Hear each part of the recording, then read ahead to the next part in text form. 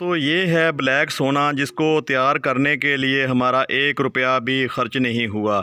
आप भी इस ब्लैक गोल्ड को अपने घर पे बहुत ही आसानी से तैयार कर सकते हो। बिस्मिल्लाहिर्रहमानिर्रहीम, अस्सलाम वालेकुम। दोस्तों, ये है ज़ीरो बजट गार्डनिंग जो हमने यहाँ पे शुरू की हुई है।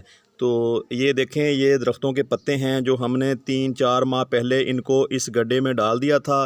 तो अब ये डीकम्पोज़ हो चुके हैं। ये फुली डीकम्पोज़ तो नहीं हुए, लेकिन ये 50 से लेकर 60% जो है ना डीकम्पोज़ हो चुके हैं।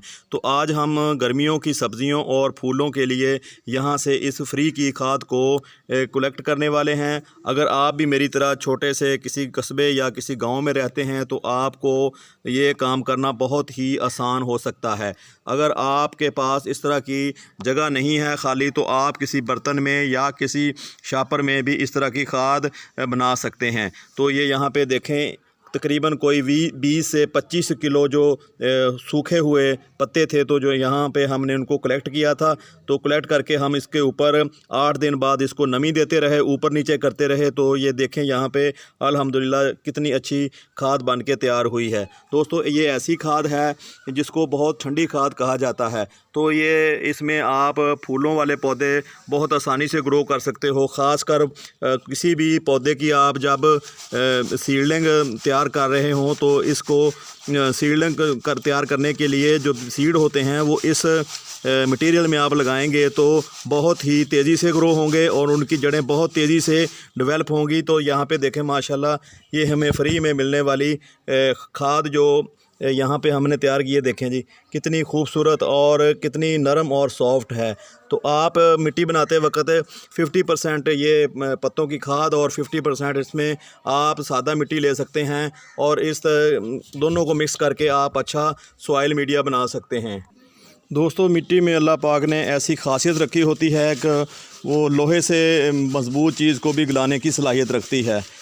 मिट्टी में सिर्फ कांच नहीं गलता, बाकी हर चीज़ जो है आहिस्ता आहिस्ता डीकम्पोज़ हो जाती है। लेकिन उसका डीकम्पोज़ होने का प्रोसेस है, हर चीज़ का अलग है। जैसे ये पत्ते हैं, ये 5 से 6 माह में फुली डीकम्पोज़ हो जाते हैं। गोबर की खाद होती है वो तकरीबन 2-3 माह ले लेती है। और अगर प्लास्टिक जैसा सख्त मटेरियल डीकम्पोज़ होने में 15 से 20 साल लगा देता है। तो सिर्फ इसमें कांच नहीं गलता, बाकी सारी की जो चीज़ें हैं, लकड़ी है, पत्थर है, जो भी चीज़ है वो सारा का सारा जो है ना आसानी से डीकम्पोज़ हो जाता है।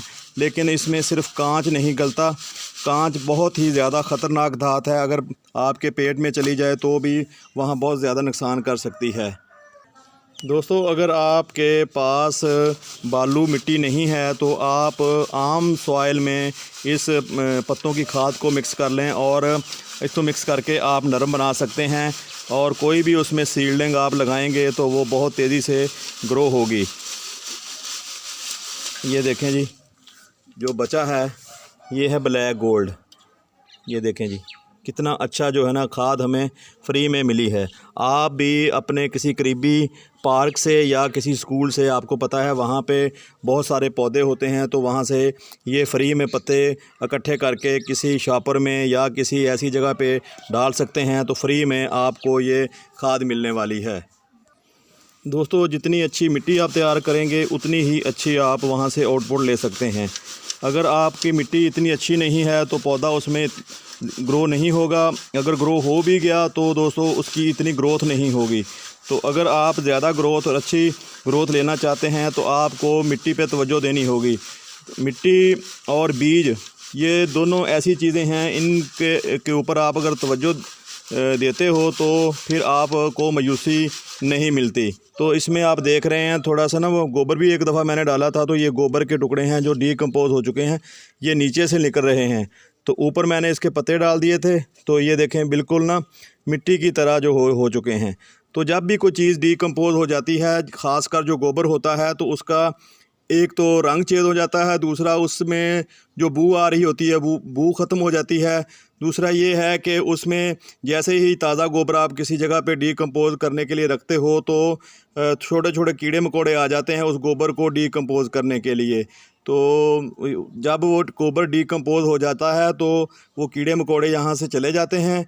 और उस दूसरी बात ये है कि जब कच्चा गोबर होता है तो कच्चे गोबर में अब जब आप हाथ डालते हो तो वहाँ से आपको हीट महसूस होती है। जैसे ही गोबर डिकम्पोज हो जाता है तो आपको वहाँ से वो वाली हीट महसूस नहीं होती। दोस्तों यहाँ पे जो आप ये खाद देख रहे हैं इसमें 3 चीज़ें शामिल हो चुकी हैं। पहला है इसमें ख़ासकर जो पत्तों की खाद थी वो इसमें पत्ते डिकम्पोज हो चुके हैं। दूसरा थोड़ी सी मिट्टी की आमेज़श भी हो चुकी है। और तीसरा इसमें गोबर की खाद जो जैसा कि मैंने पहले बोला कि गोबर की खाद नीचे पहले हमने एक दफ़ा डाली थी तो वो भी डिकम्पोज होकर इन पत्तों के साथ ही मिक्स हो चुकी है। तो अब आप इसमें डायरेक्ट भी कोई पौधा लगाना चाहें तो लगा सकते हैं, लेकिन बेहतर ये होगा कि आप इसमें 50% ये वाली खाद और 50% आम गार्डन सॉइल इस्तेमाल करके आप अपने पौधों को इसमें ग्रो कर सकते हो। दोस्तों आपने बड़े बड़े जंगल देखे होंगे, जंगल में कोई उन पौधों को खाद देने नहीं जाता। कुदरती तौर पर ये पत्ते डिकम्पोज होते हैं और जब ये पत्ते डिकम्पोज होकर जड़ों के ऊपर गिरते हैं तो दोस्तों जड़ों को इनसे ताकत मिलती है और बड़े से बड़े जो जंगल वहाँ पे डेवलप हो जाते हैं।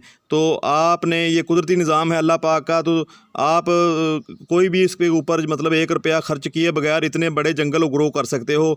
साल बाद आपको पता है कि पत्ते जो है ना पत्ते दरख्त जो है ना गिरा देते हैं तो उसके बाद उनका सड़ने और गलने का अमल शुरू हो जाता है। जैसे ही वो सड़ते और गलते हैं तो पौधों को तक़वियत मिलती है जिससे पौधों की ग्रोथ होती है। ये कुदरती अमल है।